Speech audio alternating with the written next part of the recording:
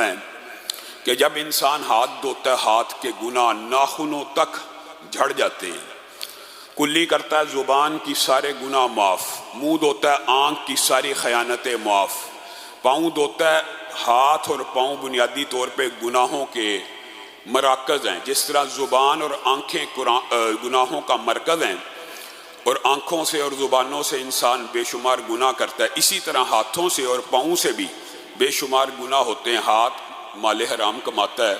مال لیتا دیتا ہے، ہاتھ کے گناہ بڑے زیادہ ہیں۔ اس طرح قدموں کے گناہ، جتنے بھی گناہوں کی جگہ ہیں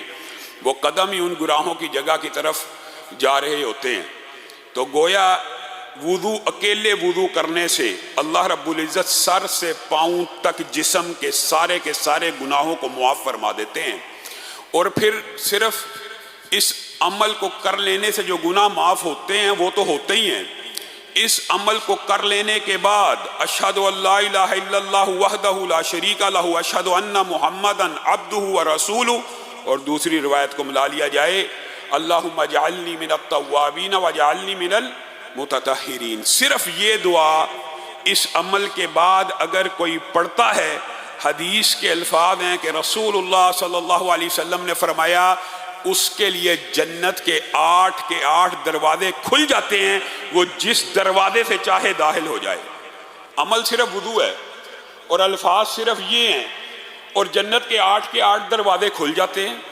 ہاں کھل جاتے ہیں۔ گویا اس عمل کے اندر بنیادی طور پہ آپ کا اور میرا فائدہ ہے، آپ کا اور میرا فائدہ ہے، لیکن اجر و ثواب اللہ کی طرف سے۔ رسول اللہ صلی اللہ علیہ وسلم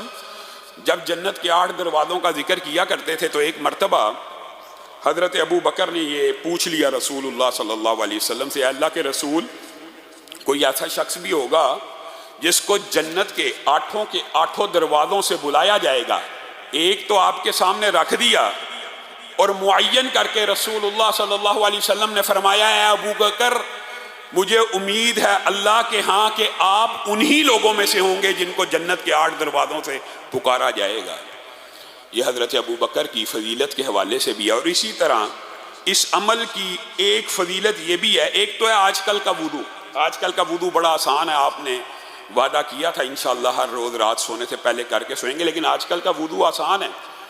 محدثین نے باب باندھے ہیں، ایک ہے وضو آسانی کا، حل تدری فیما یختصم الملأ الاعلی۔ ایک رات رسول اللہ صلی اللہ علیہ وسلم نے خواب میں اللہ رب العزت کی زیارت کی، اور رسول اللہ صلی اللہ علیہ وسلم فرماتے ہیں میں نے اپنے رب کو بہت خوبصورت شکل میں دیکھا، اور میرے رب نے مجھ سے مخاطب ہو کے کہا، حل تدری فیما یختصم الملأ الاعلی، اے محمد صلی اللہ علیہ وسلم، کیا آپ جانتے ہیں کہ فرشتے مقرب ملائکہ کس بات پہ جھگڑتے ہیں؟